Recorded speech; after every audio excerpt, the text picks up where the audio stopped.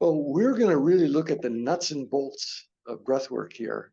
We're going to look at what it means to engage someone in a breathwork contract.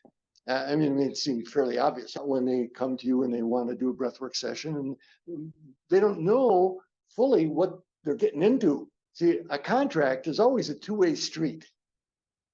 A contract is not me saying what I want. So the first thing, if you're a breath worker, what's your product? What is it that you are offering to people? If you're not really clear about that, you're not being in integrity as a breath worker. So you may think, well, of course, I went to a training.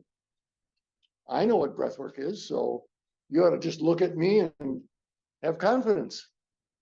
Well, maybe on some level that's true, but in terms of dealing with people and having them know what they're getting into and being satisfied with what they got, it's important that you are clear about that. And you, not just that you're clear about it, but that you can communicate it to them. Yes, they need to know that it is about coaching your use of breath for healing and growth. That's pretty standard. We all know that. But it's not saying becoming your therapist. It's not saying counseling you. You may be a professional counselor, or you may be a therapist, but that does not mean that's what you're doing in a breathwork session. You may be a body worker, whatever in the healing profession that you are. Breathwork is different. Breathwork is a self-healing skill. The operative word there is self. So you are teaching a person how to modulate their own breath. You're teaching a person how to listen to their body and to take messages that come in different ways in their body. In our culture, if you were, say, going to a body worker, now a real good body worker wouldn't do it this way anyhow, but so I'm going to lay here and you fix me. This is not breath work. I'm teaching you how to heal yourself. And so you are responsible for what you receive. What am I paying you for? You're paying me to coach you the best way that I know how and give you with integrity all of what I know now to help you get in touch with your own breathing mechanism, your own body, and your own spirit. I can't do that for you, but I can support you in that process. That's my job. Your job is to, with good faith and good intention, engage in this process. If a person comes in and they say, yeah, I know what breathwork is, go ahead, prove it. All right, I'll breathe. It's like, you're not going to get anywhere. Now, a person may not be that blatant, of course, but so you do breath work, right? Yeah. Okay. My auntie, who I respect and love very much, has recognized behavior in me that she thinks should be changed. And she recommended that I come to you and do breath work. In fact, she's paying for it. So can we set up a session? It's a trap. That's a trap. If the other person is doing it because someone else wants them to, you asked the right first question, Dave. Do you want to do it? And I did not answer that question. And you don't go on until I answer that question. I might not know what breathwork is. I don't know why my auntie, recommended that I do it until you explain what it's about. And then I say, okay, yeah, I'm going to try that. But that should happen before I'm in your office. And so to create a contract, the person has to know what they're getting into and has to be willing to participate. And now they don't have to say, yes, I'm going to heal myself entirely, or I'm going to, but they have to be willing to try. You have to have engagement. That's part of the contract. Even if you are doing this as a part of your practicum, selecting a family member, or they still have to be respectful, show up, and be willing to engage. Otherwise, it's not breath work, just an exercise in frustration. Even with people who I have worked with for a number of times and think I have a pretty good rapport and we're going along. Well, great to see you. Come on again. Let's get breathing. I think we're going to try some box breathing today, and then we're going to do this. Okay, we do the end of the session. How was that? Oh, that was okay.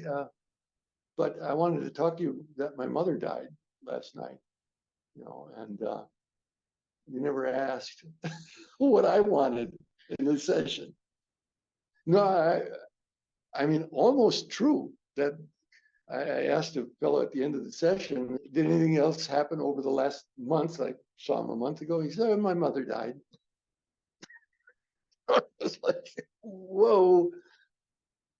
So it isn't forming a contract. When you're initiating breath work with a person, every time, every session, I ask, what do you want today? What's important for you in this work today? Sometimes it can be very vague. Oh, I just, feel tense and I'd like to relax a bit more. Okay, that's fine.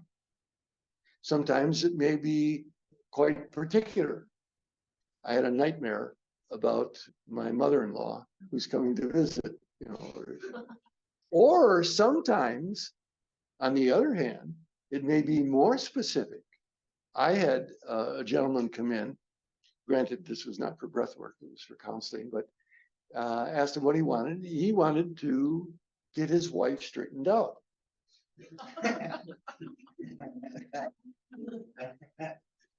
I mean, she was obviously not being what a wife should be. And what could he do to straighten her out? Well, we didn't have a contract. And I advise you not to take on that contract either. Even tonight, when we do a paired breath work together, I'm going to ask you to ask your person, even though we're in a training, we all know what we're here for, supposedly, ask, what do you want in this session? Now, the trick here, not a dirty trick, it's a little trick of the mind here, is that you get the intention, the person's conscious intention, and then you're willing to set it aside and deal with what happens. The person may say, I want to grieve my pet rabbit's death. Okay, we can do that. And then they start to breathe and they're having a great energy release. And are you remembering little bunny? Are you staying on focus here? No. So that's the yin and the yang of breath work. The yang is I have an intention. The yin is I breathe and let go. And you have to explain that to people too. That's part of the contract. You're not guaranteeing results. No, you cannot guarantee any type of results. What you can guarantee is that you'll stay with the person, you'll support them as best you know how to heal. Now, even that is a loaded word. To heal, you may have people with stage 4 cancer. So healing for them does not mean complete remission of cancer necessarily. And you better be clear with that with them. Healing with them might be a transition into life beyond being in this body. Perfectly valid. People who do breath work in hospice. So healing doesn't necessarily mean repairing some organ. You can have a contract for healing is that I come more to peace with myself and whatever my situation is. Sometimes would feel like I didn't really have an intention for my breathe. And when I felt that way, what I would say is, I'm open to receiving in whatever is there in my highest and best interest. So just being open to any guidance from, my higher self in a sense. Mhm. Yeah, that's specific enough. And it shows that you're in it and you're something that you want. It is a self-regulated skill, and the person takes personal responsibility. It's for self-exploring and healing, not for guaranteeing or fixing a particular thing, because that pain that the person may be experiencing in their heart is there for a reason. And maybe that pain goes a lot deeper than just, let's see what we can do to remove the pain so you're not feeling it. The holistic model is, let's listen to the pain and see what's beneath it. It may be just you had too many garbanzos for lunch, or it may be that you're holding some hurt from your past. As part of your contract, say that you are a body worker doing breath work. So before you go into a breathwork session, you might want to know a little bit about the person's physical condition, their health condition, and their scoliosis, or whatever they have. I'm a counselor, so I wouldn't be doing a detailed investigation of their physical condition. I mean, something obvious like an illness or whatever, or a pain, but I may be asking a little bit more about their themes in their life from childhood and so on. So that can be part of the contract also, depending on what you are blending breathwork with. And I'm a great proponent of blending breathwork with other healing skills. Not every school will go with that. Either you're going to do counseling or you're going to do breathwork, and they don't belong in the same room.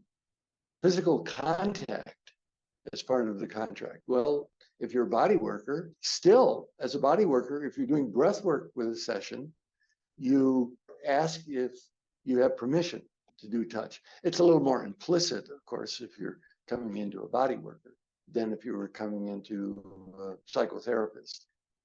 Now,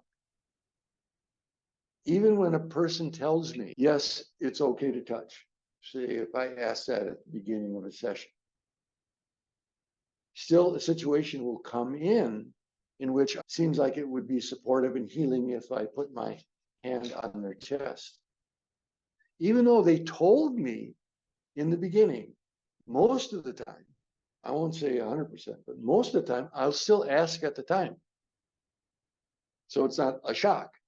It's more in context now. Now they're in a highly emotional state, whereas before, they were just general information. Before I do any exercise, and you'll see here, perhaps tonight even, some people doing some bioenergetic exercises with people like pushing or kicking, or if I'm doing anything that's interactive, where I'm holding their feet so they can push against, or holding a pillow that they can push against, I will say, are you willing to try this experiment? I have them open their eyes when I explain it. So they're fully present. You're with me. I say, I will hold a pillow above and have you put your hands on the pillow and push against it and say, get away. And this will just be a way to see how your body takes care of itself, how it responds. This isn't a pass fail. So I will explain what I'm going to do, then I do it, and then we talk about maybe what happened, how it felt, or I'll share what I observed. It's all part of making a contract with people. Yeah.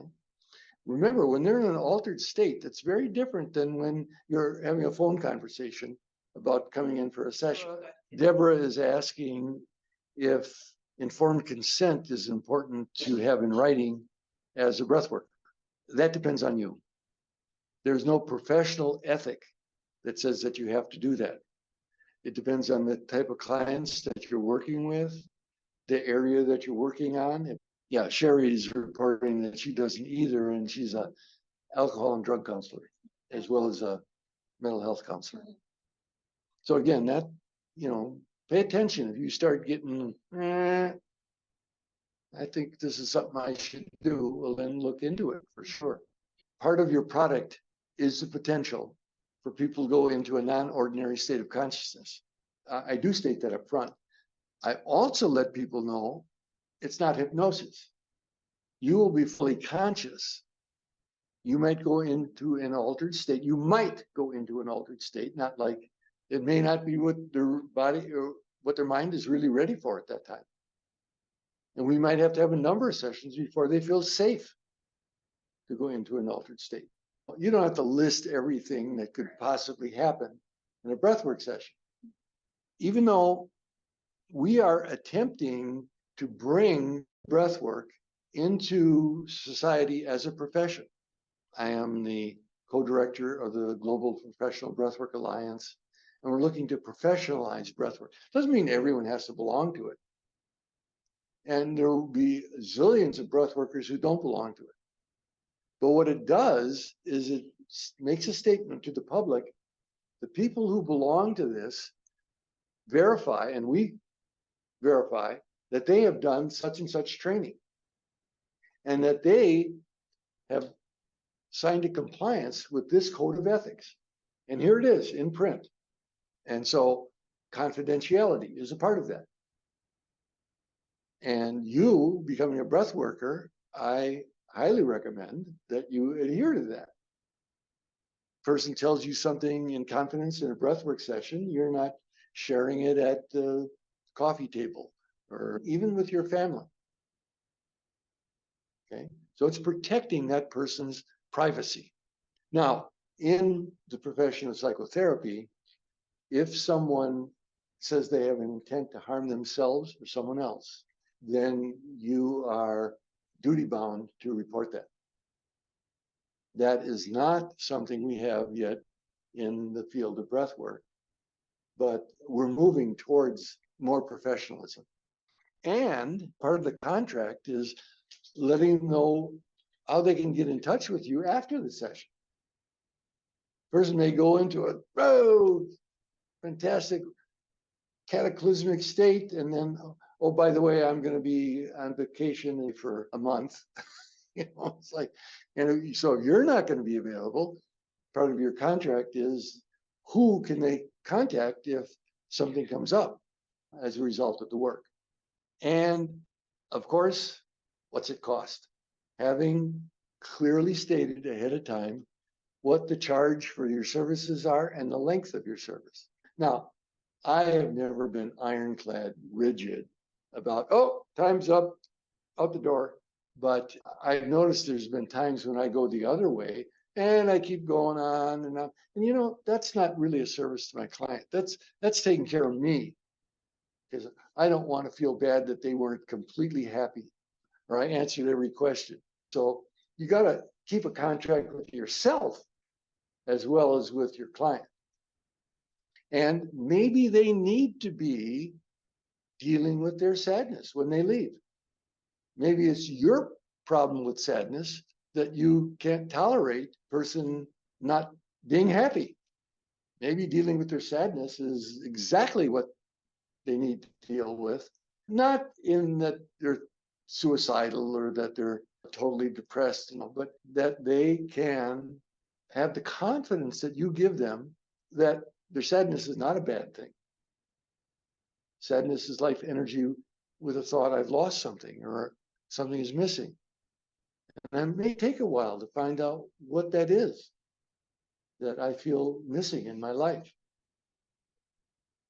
And I like to say that as sadness is the river of life, and if you breathe with it and you stay with sadness, it'll take you to what it was that you felt you've lost. It might have been a grandmother that died. And what you've done is shut down. And so her love for you is no longer there, nor is the warm milk and cookies that she made. Well, you may not get the warm milk and cookies back, but as you breathe and experience your sadness, you may find the presence of her love is there with you. And you can't give that to them. You can suggest to them that they can stay with it and stay open to experiencing the love that they thought was lost. So you can give possibilities, but you're not setting it up like, and if you don't, then you probably aren't really trying hard enough. Yeah, you're not making a pass fail out of it for people.